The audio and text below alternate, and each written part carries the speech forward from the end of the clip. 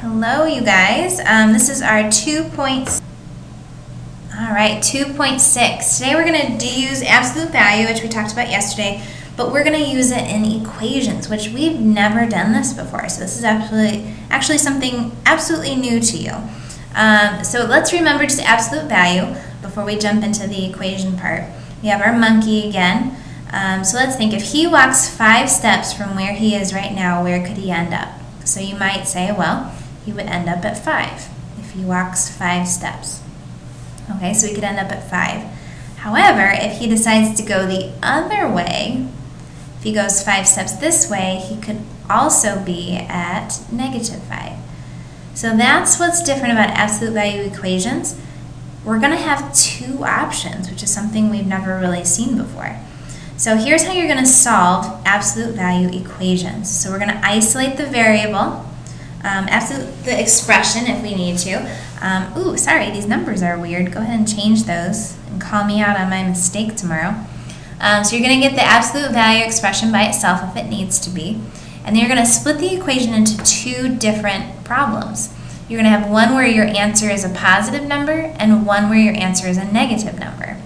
And the best thing to remember for these guys is that you're just going to always have 2 answers. So let me show you what the heck I'm talking about. So here you see we have these absolute value expressions. There's nothing to simplify. So in order to solve this, I'm going to have 2 options. I could have x plus 3, and notice how I'm getting rid of those absolute value brackets when I do this. X plus 3 could equal a positive 5, but since there's absolute value things, I should have x plus 3 could also equal a -5. So kind of like our monkey. He could jump to a positive 5 or he could jump to a -5. So that's why we have to have 2. So now, unfortunately, you have to solve 2 equations instead of 1. So in order to solve these equations, these are just simple one-step equations. So we're going to do the opposite. This time I'm going to minus, so I have x is equal to positive 2. Same thing here, I'm going to subtract 3, but this time I'm going to get a -8. So 2 completely different answers, and that's because of these absolute value. You could have 2 different answers. So I'm looking for positive 2 and -8. All right, let's try this one.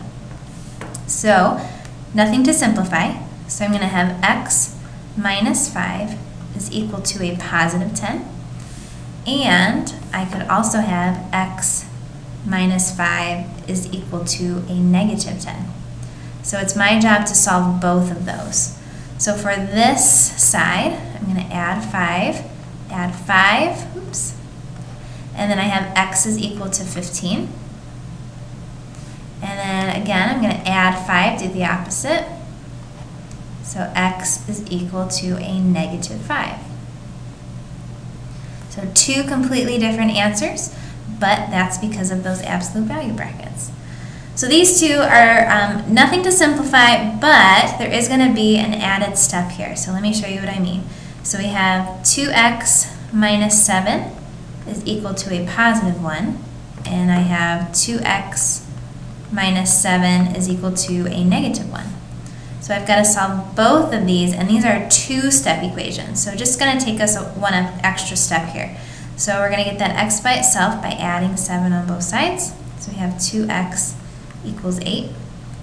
And continue, this time I have an added step here. So divide by 2, x is equal to 4. There's my first problem. And then I'm going to keep doing the same thing over here, add 7, so 2x is going to equal 6. And then last step, divide by 2, so x is equal to 3.